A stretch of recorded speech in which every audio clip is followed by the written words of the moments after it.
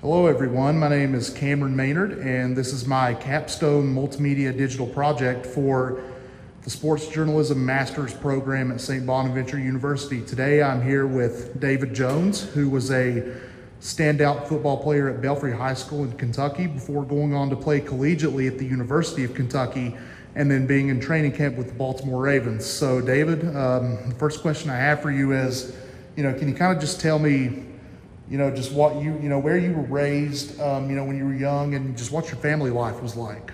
Yeah, I was born and raised in Red Jacket, West Virginia, southern West Virginia. Single parent home. I was raised up, first memory of raising up or whatever been. I was raised up in the projects, then moved to a community called Little Italy Camp, West Virginia. It's actually a cold camp where they brought in the Italians and the African Americans to come in and dig coal. And that's where my family resided at, and that's where I actually grew up at. We have several guys there that, we went on to play successful ball too. But, just grew up there. Had a really tough childhood growing up in poverty. Mother, she's we was on welfare and things like that. Some days we had to worry about where our next meal was going to come from and all that stuff. So just your typical rural area family, single parent home growing up. And ultimately, I was able to, have a little bit of success in high school and go on to college and play at University of Kentucky, and ultimately had an opportunity with the Baltimore Ravens and arena football, and now I'm a head high school football coach. And what got you interested in football, and what kind of made you want to play football in the first place? A lot of people said I was pretty good. I was really fast. I was actually, I was one of the fastest guys in West Virginia and Kentucky. I won a high school in the 100. My favorite sport was baseball, but around here where we're from, it's a football area. So, football was that scapegoat to ultimately, help me get out of here and get a degree. That was something that my mom, she couldn't afford. Who was your biggest inspiration for wanting to play football, and who encouraged you the most? It's kind of a unique story. His name is David Cook. They call him David.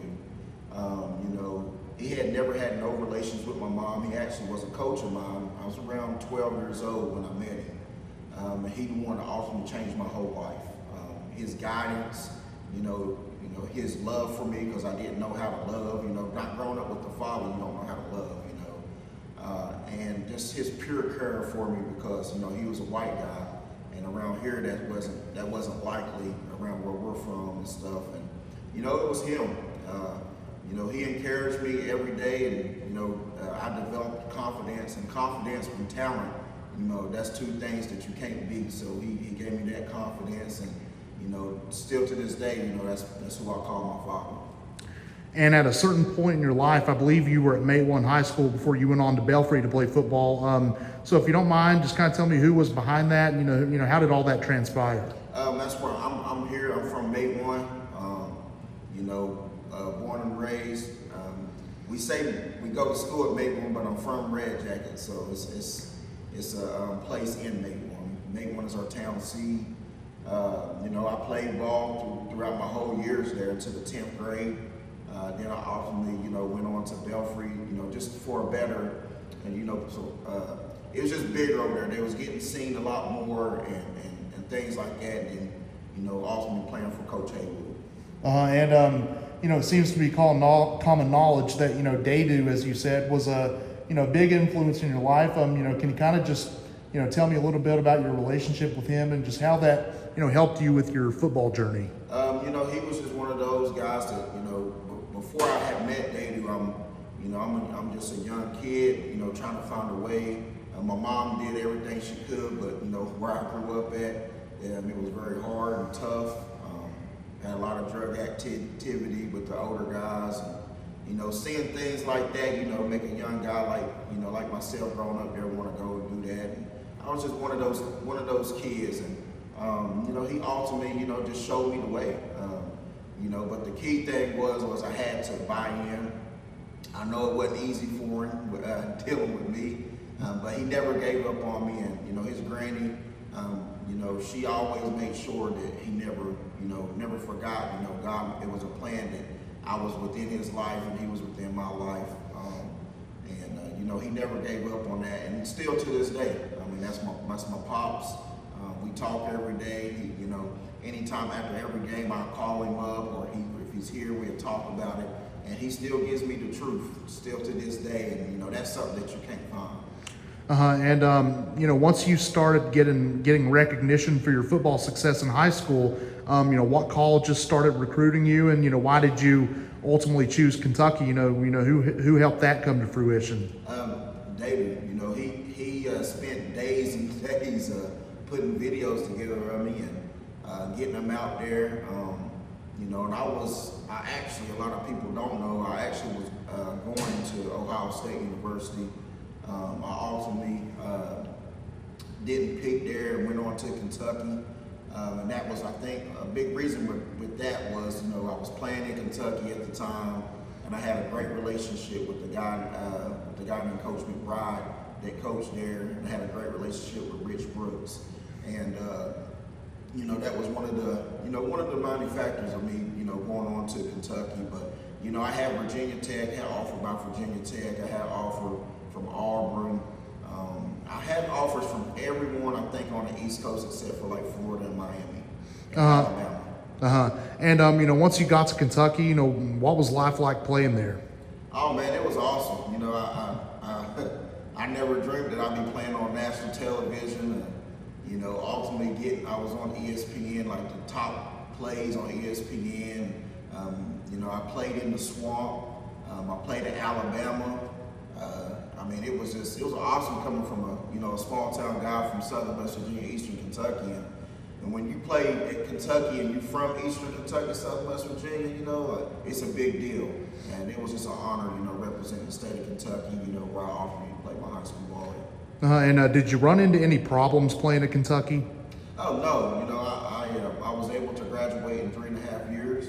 I think, you know, the discipline and me staying humble from what Dave had taught me, I think that was the ultimate thing that helped me succeed through college, because I was afraid of getting in trouble by him. I didn't care about the cops or nobody else, it was just him.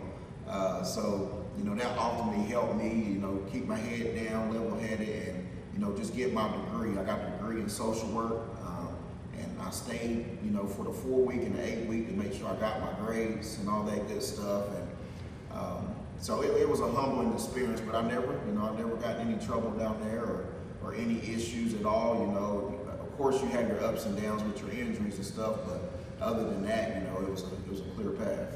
And you know, how did playing at Kentucky kind of help you grow as a young man? And like, what was your, you know, biggest takeaway from your time spent in Lexington? You know, just dealing with different personalities. I think that helped me as a coach.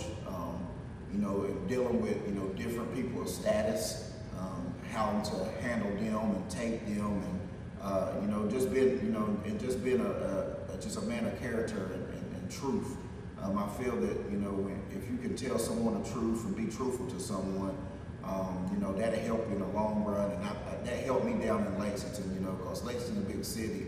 You know, coming around from, you know, it's tough going to the city. So that helped me a whole lot within that. And I'm not just playing at Kentucky, but you know, playing arena football, playing at Belfry, you know, playing with the Ravens in training camp. You know, what lessons, what are the biggest lessons you learned from all that about life, and how did this journey kind of, you know, shape you into the man that you are today?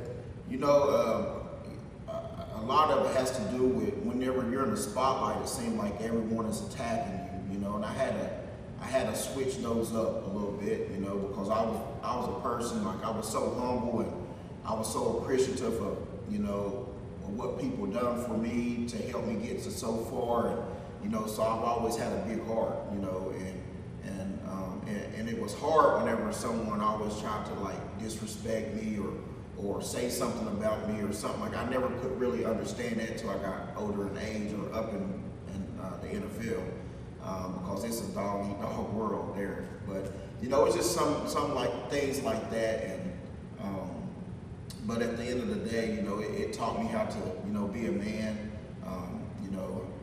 It taught me how to understand, like, I'm not here to make everybody happy. As long as I'm doing the right thing and teaching these kids the right way, I know I'll be successful, and not only my parents in their eyes, but in God's eyes also. And obviously, after your playing career, you decided to, you coached at Phelps, Bourbon County, and now here at Mingo Central. You've chosen to, continue, being in the sport by coaching the game and teaching young boys in the area, the game of football. What's your, inspiration for that? Man, I've been so extremely blessed. Extremely blessed. I was one of those guys that just felt like, I'm gonna go off and play ball, and then I'm gonna come home, and I wanted to be a cop actually. And God had different plans for me. And I sit down with Coach Hayward one day, and he was speaking to me about that, and I'm like, Coach, I don't really think I can coach kids. I don't really think they can get on my level. And he was like, well, I thought that too. And I'm thinking, like, well, heck, if he can coach somebody like me, maybe I should try it. And I tried it and fell in love with it. And the big thing about it is, my feed from this is out getting kids to college, helping them see that there's something else better than Southern West Virginia and Eastern Kentucky. And go off to college, be successful, come back home and make our area better. And I really thrive, and I love getting our kids to college and getting them opportunities, even if it's not in football. We'll go to trade school or something. But that's a big goal of mine, and that was one of the main goals of mine when I started this thing, is getting kids to college or to a trade school, or just helping them out in whatever way that I can, because I've been so blessed and grateful for the people in my life to help me. Finally, why do you think it's important just to give back to the community that supported you through your entire football journey, either through coaching or in just some other way? What impact do you hope to have on this community, and how do you think you can positively affect this area and these people? I mean, I just hope that they can understand and see that this is very genuine. I'm trying to help the kids. I don't only help the kids from my school or who I coach. It's from different areas, and it's hard for one guy, but I never complain about it, but hopefully they can see that, if not giving back money, not giving back this, doing something positive to try to help our community, maybe not in my lifetime, but sometime down the road, I've impacted someone's life, and they're coming back home and taking advice like I told them, and giving back again to a community, because you never know who that's going to help. And that's one big lesson I learned from Coach, and that's why I'm back here, helping out and stuff, and just trying to do the best of my ability, and gathering men together to help me along that path too, because I don't do it alone. And just keeping God first in everything I do, knowing that I always fall short from His glory every day, but just knowing that I'm striding in the right path to try to do the right thing, and just give back to those who, like I said, helped me in my career. And maybe I wasn't able to say thank you at the time or whatever. Hopefully now that they're seeing, how I've turned out to be, it's going to help them understand, hey, this young man is saying thank you in the ways and the actions of what he's doing here in the mountains. And the last thing I got for you, David, is just, is there anything else, on your mind or on your heart that you want to throw out there that you think, viewers of this, multimedia project should know? Yeah, honestly, man, like, I honestly think, and I hope people see this, too, in the mountains, that I know we have rivalries around here and things like that, but I think that adults should set that aside, and just come together for one cause, and that's helping our kids get out of this area and ultimately come back to this area and take what they've learned and improve it, and that's one thing that I wish today, because as well as I do, the rivalries around here, heck, they won't talk to me because I'm at a school, And I just never could understand that. Now being back home now is very tough, you know, and that goes in what you're doing. If you're at a media that some people in our area don't like, they won't talk to you and you can help them, you know, and that's where I'm at.